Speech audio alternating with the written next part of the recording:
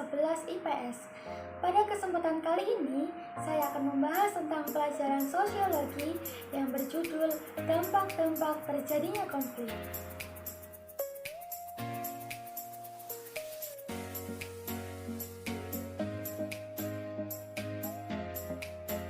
Meskipun konflik sosial merupakan proses disosiatif yang mengarah pada kemungkinan terjadinya kekerasan, konflik juga merupakan suatu proses sosial yang mempunyai segi positif bagi masyarakat.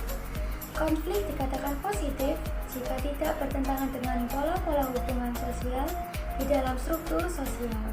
Hal itu disebabkan oleh adanya kecenderungan individu untuk menyesuaikan kembali norma-norma dan hubungan-hubungan sosial dalam kelompok. Umumnya, individu mengadakan penyesuaian karena ia memiliki kepentingan terhadap kelompok. Menurut Lewis Althusser, konflik merupakan peristiwa normal yang dapat memperkuat struktur hubungan-hubungan sosial. Tidak adanya konflik dalam sebuah masyarakat tidak dapat dianggap sebagai petunjuk kekuatan dan stabilitas hubungan sosial masyarakat. Konflik yang diungkapkan dapat merupakan tanda hubungan sosial yang hidup dan dinamis. Sebenarnya, masyarakat yang memperbolehkan terjadinya konflik adalah masyarakat yang cenderung terhindar dari kemungkinan ledakan konflik dan kehancuran struktur sosial.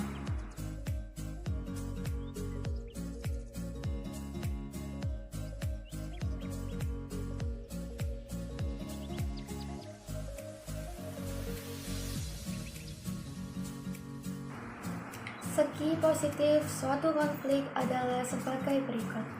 Pertama, konflik dapat memperjelas aspek-aspek kehidupan yang belum jelas atau masih belum tuntas ditelaah.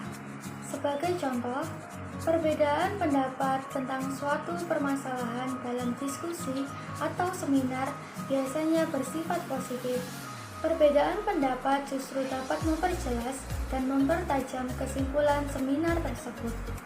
Kedua, konflik memungkinkan adanya penyesuaian kembali norma-norma, nilai-nilai, serta hubungan-hubungan sosial dalam kelompok bersangkutan dengan kebutuhan individu atau kelompok.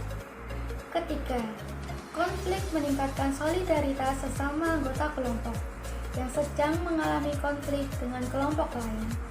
Menurut William F. Arthur dan Meyer Nipkow mengatakan bahwa semakin besar permusuhan terhadap kelompok luar, semakin besar pula integrasi atau solidaritas internal kelompok.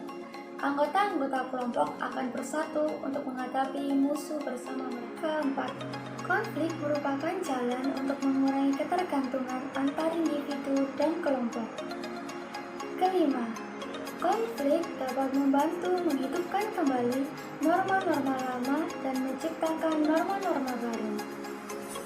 Keenam, konflik dapat berfungsi sebagai sarana untuk mencapai keseimbangan antara kekuatan-kekuatan yang ada di dalam masyarakat. Ketujuh, konflik memunculkan sebuah kompromi baru apabila pihak yang berkonflik berada dalam kekuatan yang seimbang. Contohnya, dua pihak yang berkonflik dapat memutuskan untuk tidak melanjutkan konflik karena menyadari bahwa konflik tidak akan pernah berakhir.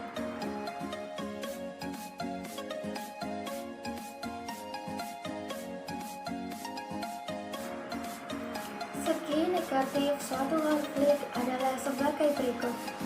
Pertama, keretakan hubungan antar individu dan persatuan kelompok.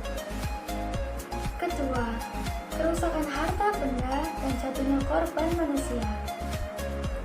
Ketiga, berubahnya sikap kepribadian para individu, baik yang mengarah pada hal-hal positif maupun hal negatif. Sebagai contoh, konflik memunculkan rasa benci, curiga, atau menjadikan perkelahian sebagai solusi atas sebuah permasalahan dalam kelompok remaja dan anak-anak. Keempat, munculnya dominasi kelompok pemenang atas kelompok yang kalah.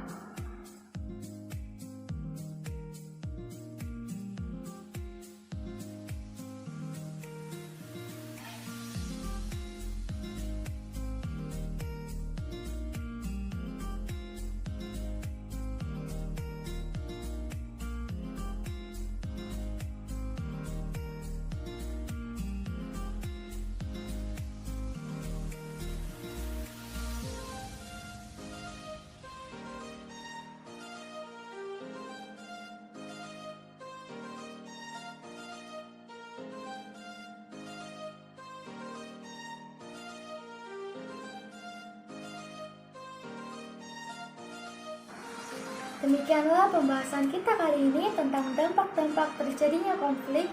Saya pamit undur diri, sampai bertemu di pembahasan kita selanjutnya. Tuhan Yesus memberkati.